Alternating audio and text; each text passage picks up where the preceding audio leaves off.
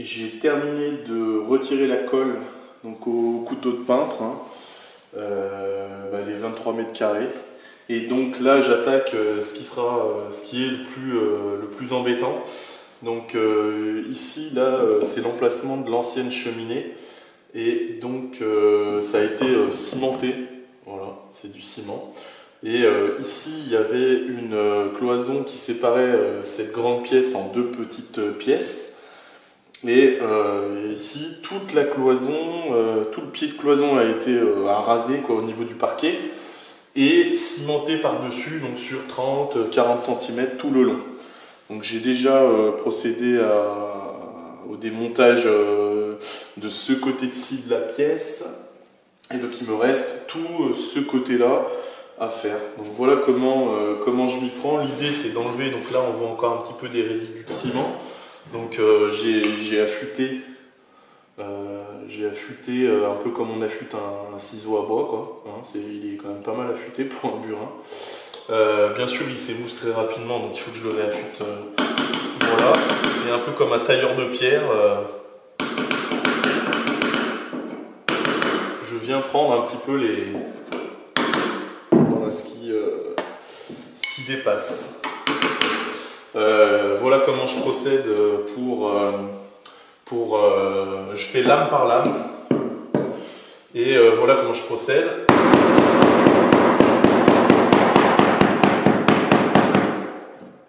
J'utilise aussi le maillet.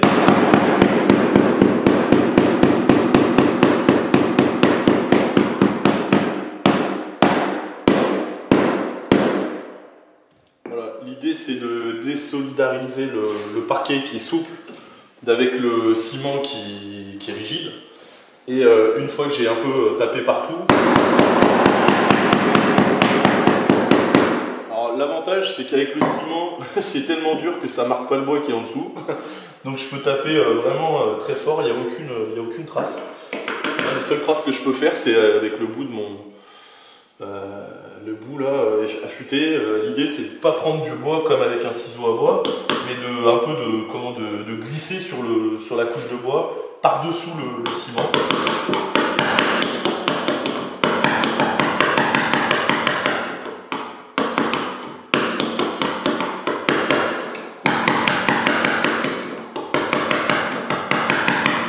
Alors paradoxalement c'est souvent les endroits les plus minces, où il y a la pellicule est la plus fine, où c'est le plus difficile. On verra que quand on arrive un peu là-haut, ici ça s'enlève souvent plus facilement. Après c'est pas homogène donc ça dépend de soi.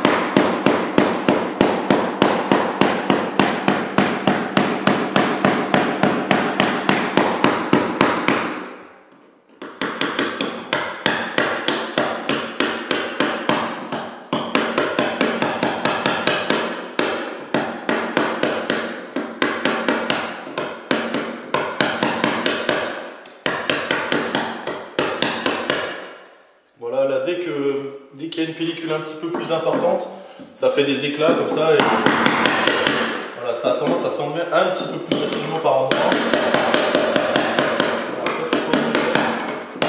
C'est pas homogène et en plus il ne faut pas que le burin remonte dans la couche de ciment parce que ce phénomène de strate là, de feuilles, voilà.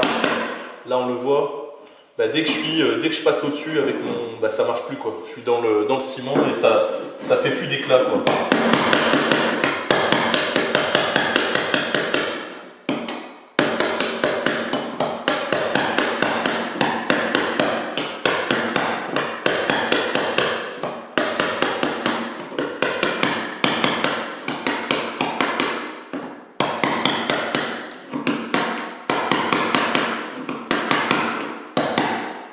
jouer sur l'inclinaison du burin et pas trop planter. Hein. Enfin, jusqu'à présent, ça va plutôt pas mal. Donc je plante pas trop dans le sol, mais enfin, dans le parquet. Donc j'ai pas de surface vraiment abîmée.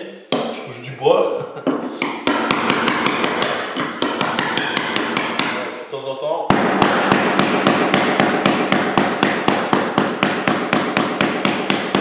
Je leur mets un petit coup. Bon, comme je vous disais, ça n'a pas d'influence parce que le ciment est tellement dur est tellement rigide qu'il n'y a pas de marquage dans le bois, quoi. Donc ça c'est plutôt voilà, avec les mains là, je sens pas de coups, je sens rien. De toute façon, le parquet sera poncé, donc il n'y a pas de, enfin même si ça a marqué légèrement, il n'y a pas de conséquences. Puis surtout, il n'y a pas d'autre moyen de procéder. En tout cas, moi, j'en ai pas trouvé. Donc, je suis ouvert à une solution miraculeuse qui m'évite de passer, des journées à genoux. Parce que là, j'ai fait 1, 2, 3, 1, 2, 3, 4, 5, 6. Je fais la 7e là, mais j'ai commencé. Il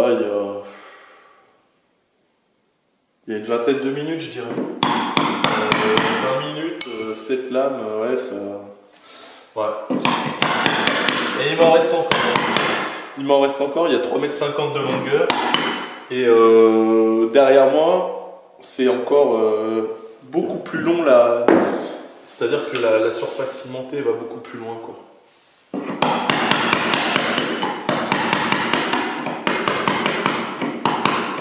Là, par exemple, ça veut pas se découper. Là, le burin a tendance à remonter.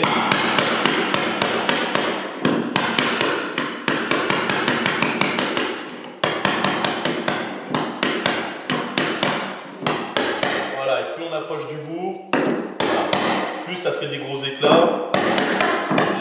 Voilà, plus généralement ça se fait pas mal. Petit coup de balayette pour vérifier qu'il ne reste pas de trop gros. Comme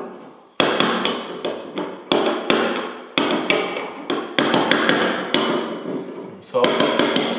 Voilà, un petit peu de peinture.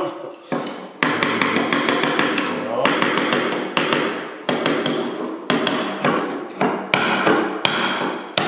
Je dégage un peu le bout de la lame là parce que bon, c'est pas mal. Parce que ici je vais le faire sauter mais au perforateur, donc j'ai pas envie de travailler trop près de mon bout de parquet. Voilà, et puis on passe à la lame suivante. Donc déjà pour le convaincre un peu, on tourne bien à plat. Voilà, on est dans du dur. Je sais pas ce qu'il y a dessous, on va le découvrir. Je sais pas comment je vais reboucher cet endroit là non plus.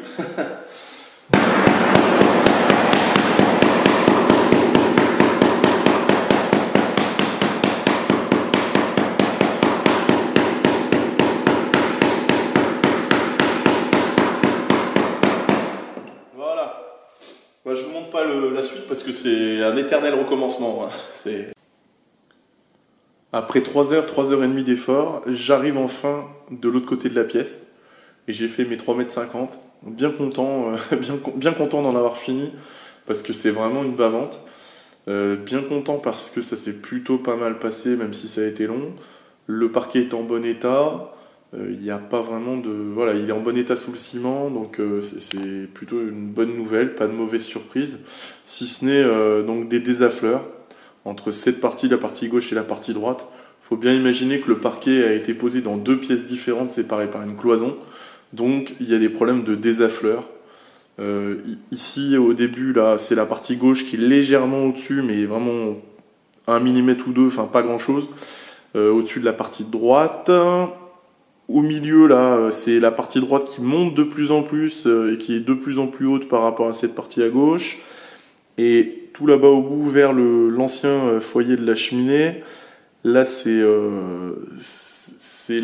ça plonge un peu en fait, à ce niveau-là, là ça plonge un peu. Je vais peut-être découvrir ce qu'il en est en cassant la maçonnerie de l'ancienne cheminée, de l'ancien foyer qui est là. Et j'aurai peut-être accès aux lambourdes en dessous du parquet pour voir s'il y a une raison pour laquelle ça s'est affaissé, je ne sais pas. Voilà.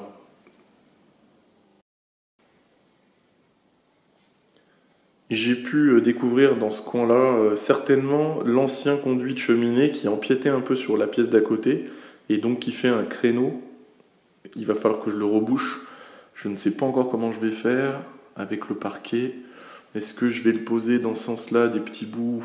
Mais bon, ça m'étonnerait que ce soit vraiment joli. Sinon, je serais obligé de le poser un peu en travers comme ça. Je ne sais pas encore comment je vais m'y prendre. J'en découvre à chaque fois, en fait, à chaque fois que j'enlève quelque chose qui était caché, je me rends compte que ce que je voulais faire, ça marche pas, ou alors qu'il va falloir que je change enfin, que je m'adapte en tout cas, que j'adapte la solution que j'avais trouvée, ce qui est le cas ici. Voilà, je vais y réfléchir, je vais voir quelle est la meilleure solution pour moi. Et puis, opération suivante, sortir le perforateur, et puis je vais supprimer le pied de cloison qui reste et le ciment qui a été rajouté tout le long de la pièce, de manière à pouvoir